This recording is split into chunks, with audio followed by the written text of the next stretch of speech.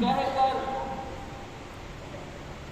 ان حالات کو بدل نہیں سکتے۔ ضرورت یہ ہے کہ ہم اپنے اندر سدھار پیدا کریں۔ میں اگر سنبھل جاؤں تو سب سنبھلے ہوئے ہیں، میں اگر بگڑ جاؤں تو سب بگڑے ہوئے ہیں۔ ہر شخص اگر یہ سوچے کہ میں اپنے آپ کو سنبھالوں تو امید ہے کہ ہمارا معاشرہ سنبھل جائے، اور ہم یہ سوچیں کہ یہ ذمہ داری اس کی ہے، یہ کام اس کا ہے، یہ ہمارا نہیں ہے، تو پھر کوئی شخص بھی سنبھل نہیں سکتا۔ اور جب ایک نہیں سنبھلے تو کبھی 100 نہیں سنبھلتے، 1000 نہیں سنبھلتے، کبھی 1,00,000 نہیں سنبھلتے۔ ایسے ہی بگاڑ ہم لوگوں میں باقی رہتا ہے۔ ہمارے ملک کی حکومت جو مسلمانوں کے ساتھ کر رہی ہے، کر چکی ہے، کرتی رہتی ہے، یہ کون مسلمان نہیں جانتا؟ یہاں مسجدیں شہید کر دی جاتی ہیں، یہاں زبردستی مسجدوں کو منہدم کر دیا جاتا ہے، گرا دیا جاتا ہے،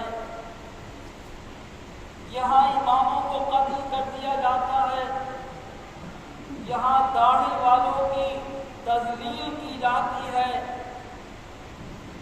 کوئی شخص اگر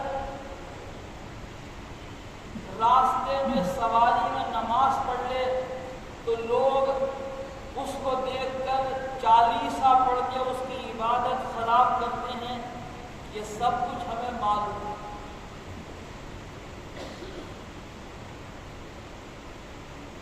لیکن ہمیں نہ مایوس ہونے کی ضرورت ہے، نہ پیچھے ہٹنے کی ضرورت ہے۔ ہم اگر اپنی جگہ درست ہیں تو ہمارا اللہ سب سے زیادہ قوی، طاقتور، سب پہ غالب ہے۔ کوئی سنے یا نہ سنے، لیکن اللہ سے امید ہے کہ وہ تو سنے گا۔ ہم دل سے خدا کو پکاریں تو خدا سنے گا۔ تبدیلی میرا اور آپ کا کام نہیں ہے۔ حالات جب بدلتے ہیں کہ جب اللہ کا حکم ہوتا ہے، اور پھر ایسے بدلتے ہیں کہ ایک لمحہ لگتا ہے کہ ادھر سے ادھر دنیا بدل جاتی ہے اور لوگ دیکھتے رہ جاتے ہیں اور حیران ہو جاتے ہیں۔ حدیث پاک میں ہے کہ اللہ کے فیصلوں کو اگر کوئی چیز بدل سکتی ہے تو وہ مومن کی دعا ہے۔ دعا میں بڑی طاقت، دعا ایک ہتھیار، دعا اللہ کے دربار میں قبولیت کا ایک تصرف کا ذریعہ۔ ہم سب مل کر خدا سے دعائیں کریں، نماز کے بعد دعا کریں کہ اے مولا مسلمانوں کی عزت اس ملک میں باقی رکھ، ہمارا دین باقی رہے، ہماری مسجدیں محفوظ رہیں، ہمارے عبادت خانے محفوظ رہیں، نہ اسلام پر کوئی ظلم ہو، نہ مسلمانوں پر کوئی ظلم ہو۔ اور پھر یہ ہاتھ جب اٹھائیں خدا کے دربار میں تو ان ہاتھوں کی کوئی عزت و لاج بھی ہو، ہم گناہ نہ کریں۔ جس وقت ہاتھ اٹھاتے ہیں تو خدا سے لرز کے دعا بھی ہم ہی مانگتے ہیں، اور جب کسی کا مال دباتے ہیں تو اس وقت پھر ہمارے دل میں کوئی رحم نہیں ہوتا۔ وہ دعا کے ہاتھ کہاں گئے؟ وہ خدا نے دیکھے، مگر یہ ظلم بھی تو خدا نے دیکھا۔ کسی کو تم نے گالی دی، کسی کو ناجائز دبایا، کسی کی حق تلفی کی، تو کیا خدا اس وقت کہیں اور تھا، اس نے ہمیں نہیں دیکھا؟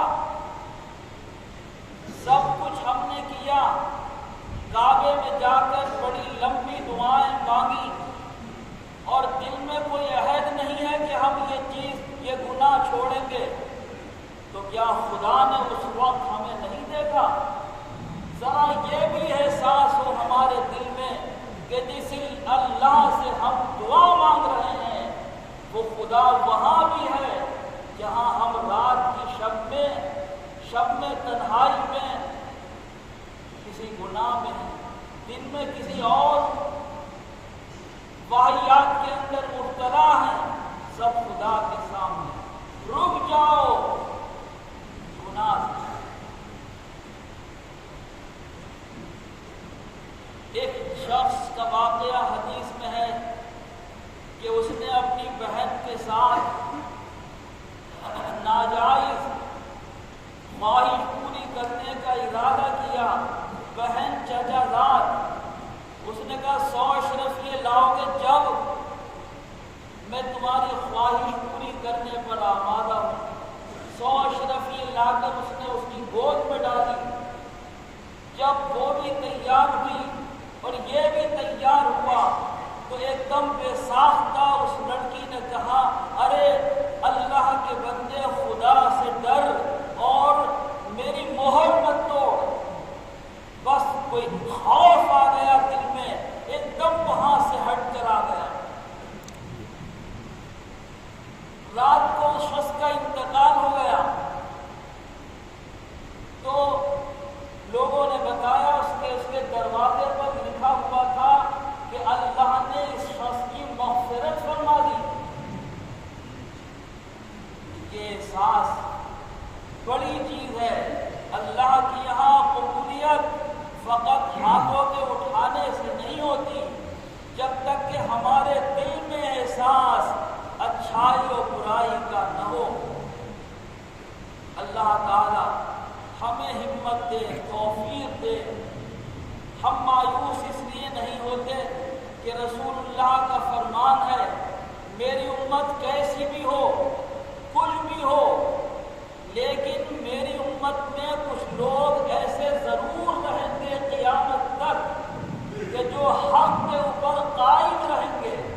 بس وہ لوگ جو ہیں وہ پوری امت کی ضمانت ہوں گے۔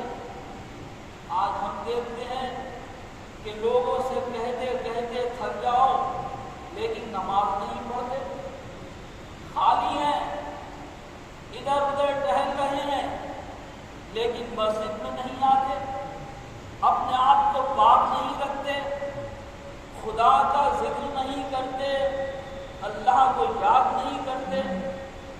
لیکن کیا ان کے نماز نہ پڑھنے سے مسجد میں نماز نہیں ہوتی؟ اللہ کا شکر ہے کہ مسجدیں کھلتی ہیں، وقت پہ اذان بھی ہوتی ہے، اور کہیں 10 کہیں 20 کہیں 50 کہیں 100 نمازی ہر نماز میں موجود ہوتے ہیں اور وہ اللہ کی عبادت کا حق ادا کرتے ہیں۔ وہ یہ نہیں سوچتے کہ محلے کے اور بہت سے لوگ تو نماز نہیں پڑھ رہے ہیں، ہم بھی آج سے نماز پڑھنا چھوڑ دیں، لیکن یہ خیال نہیں آتا، کیونکہ یہ رسول اللہ کا فرمان ہے کہ میری امت میں کچھ لوگ ایسے رہیں گے کہ جو دین پر قائم رہیں گے۔ کچھ لوگ ایسے ہیں جو ناانصافیاں کرتے ہیں، لیکن کچھ ایسے بھی ہیں جو انصاف پر قائم ہیں اور لوگوں کو انصاف یاد دلاتے ہیں۔ کچھ ایسے بھی ہیں جو ظلم کرتے ہیں، مگر کچھ ایسے بھی ہیں جو ظلم کو روکنے والے بھی ہیں۔ اس لیے ہمیں اپنے کام پر قائم رہنا ہے۔ ہو سکتا ہے کہ وہ لوگ کہ جو دین کے اوپر قائم ہیں، قیامت کے دن ان کی ضمانت بن جائے کہ جو قائم نہیں ہیں۔ اس لیے فرمایا کہ تنہا نماز پڑھ سکتے ہو اور نماز ہو جائے گی، لیکن جماعت کی نماز سنت مؤکدہ ہے۔ کوئی شخص بنا عذر اگر مسجد میں نہ آئے، جماعت میں شامل نہ ہوگا، گناہگار ہوگا۔ یہ کیوں؟ یہ اس لیے کہ اس سب میں معلوم نہیں کون کیسا ہے۔ کوئی اللہ کا نیک بندہ بھی ہے، مقبول بھی ہے، اسی میں گناہگار بھی ہیں، اسی میں وہ بھی ہے جو پابندی سے عبادت کرتے ہیں، وہ بھی ہے جو نہیں کرتے۔